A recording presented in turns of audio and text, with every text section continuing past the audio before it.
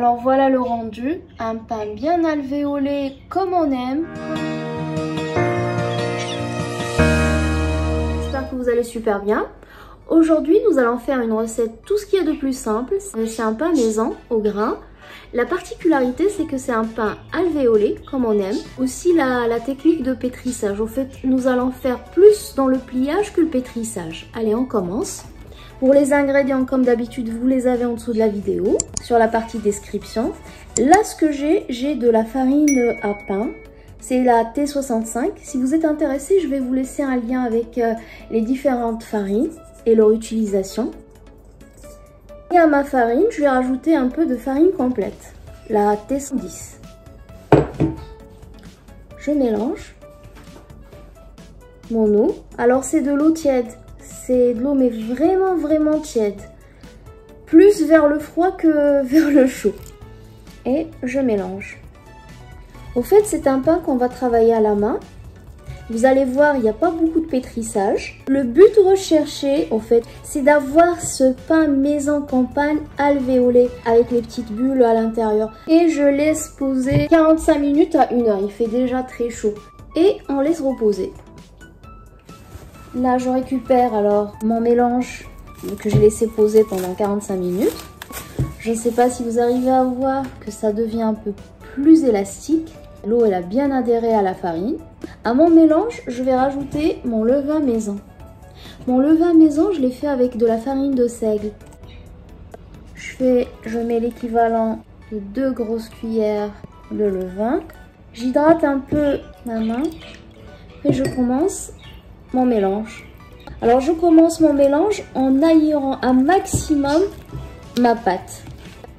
C'est pas un pétrissage, c'est plus une aération de la pâte. Je continue à faire ça pendant 3 à 5 minutes en essayant de bien faire adhérer l'air à ma pâte.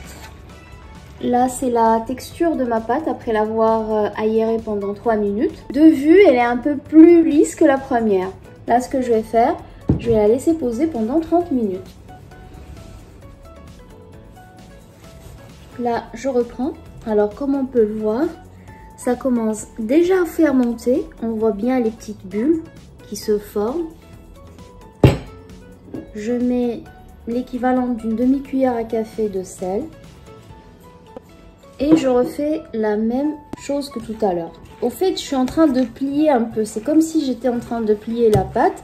Et j'essaie de faire rentrer le maximum d'air dans ma pâte. Ça, je vais le faire pendant, comme tout à l'heure, pendant 3 à 5 minutes.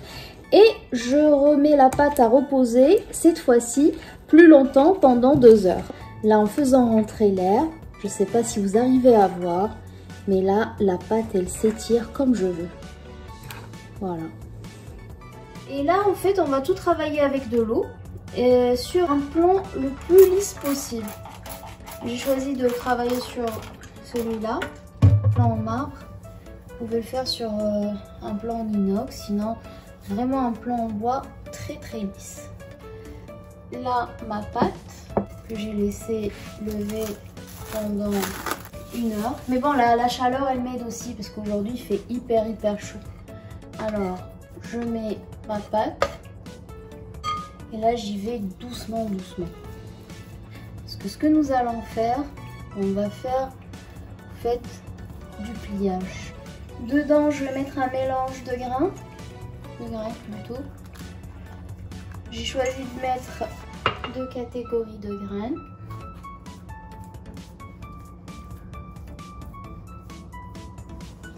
Et je commence. Et pour m'aider, je vais m'aider avec ça.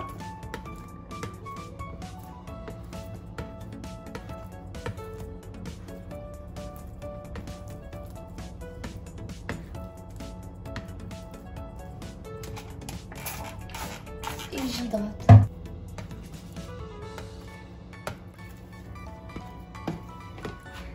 Et je vais laisser poser encore une petite demi-heure. Je récupère. Cette étape de pliage, elle a toute son importance. Alors ce qu'il faut faire, il faut essayer de plier le maximum en remettant la pâte en rectangle et on plie et on refait la même manipulation 3 jusqu'à 4 fois. Moi j'ai choisi de mettre du pavot et des graines de tournesol. Vous pouvez faire ce que vous voulez, des noix, des amandes, des graines de courge. Au fait, c'est ouvert, on choisit les grains qu'on veut. Là j'ai placé ici ma pâte. Je vais la laisser lever encore 1 heure avant d'enfourner. Maintenant on va procéder à l'avant-dernière étape, celle du façonnage du pain avec les graines. Là on a rajouté des graines de courge.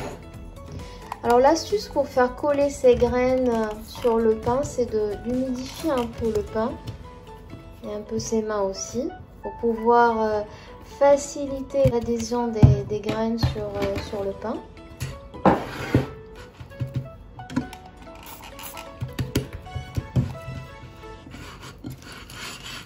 Là, après le façonnage, nous allons laisser reposer pendant une dizaine de minutes. L'astuce aussi pour avoir un pain vraiment réussi, c'est que le four doit toujours être très chaud, préchauffé 10 minutes, un quart d'heure avant à 210 degrés, enfourner, baisser à 200 et laisser tranquillement cuire.